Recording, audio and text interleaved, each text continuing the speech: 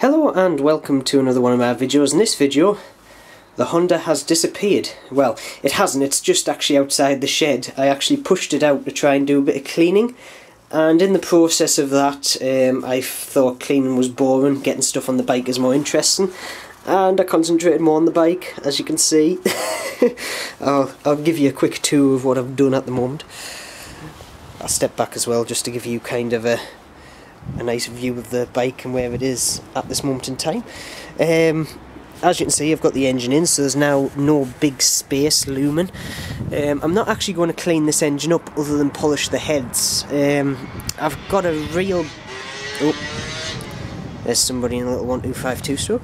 I've got a real bugbear of people just polishing the hell out of the engines. The tops and stuff and things, I'm going to polish these up because these are easy enough done. But for the rest of the engine, I think I'm just going to leave it the way it is and give it some like old age patina. I like the look of that, and I think with what the theme of the bike is, I think it's actually going to pull it off, because I've got the rest of the bike's all nice and shiny and the actual engine is just the way it was, other than obviously the little mechanical things and stuff I've done to it. The big task at this moment in time is sorting out the wiring.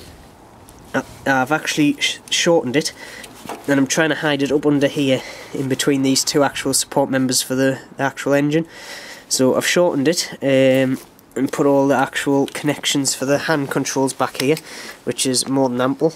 As we can see, the cables will be able to fit right the way back there, because obviously originally they would be all at the front and the headlight, but that's a smaller headlight because the cowl was quite sizable on the CXs, and that's where most of the actual electronics hid, whereas in this one most electronics is under the seat, so all the ignition and things are actually under there, and all the connections I'm having to find somewhere on the bike to actually put them to, which is actually under here.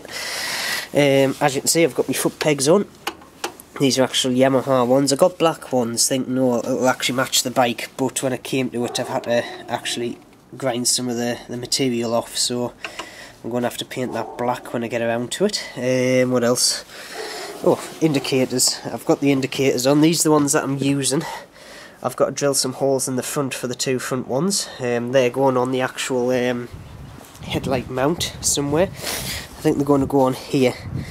As you can see, I've also got a pressure gauge there from the oil, which goes down, down, and will be fed off the actual, there'll be a T coming off the sender. I've got all the actual goodies to actually do this, so that'll be another video which hopefully I'll do today, to show you how it's done. It's quite a simple setup actually.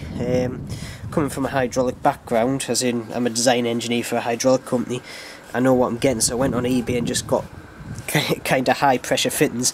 This stuff here is all up to like 6,000 psi working pressure, maybe even more, whereas the engine's only working at 100, if that. Actually they'll be around about, what have I got it there? That's up to 80. This was actually off an old air compressor which somebody was scrapping, so I kind of nicked it off him, and I'm hoping it works. He said it did. It looks awfully clean. I think it was a cheap Chinesey thing, so we'll see if it works. It should do, like. Other than that, I'm just going to take a step back. It just looks good. I'm trying to aim for the end of the month to get this finished, but fingers crossed the way it's going, it's actually looking possible. And I've had a sit on it, and I fit the bike quite well, because obviously before I didn't have the foot pegs on, the engine wasn't in, so it was sitting a bit higher, but now it's quite comfortable to sit in, and it should be a nice bike to ride.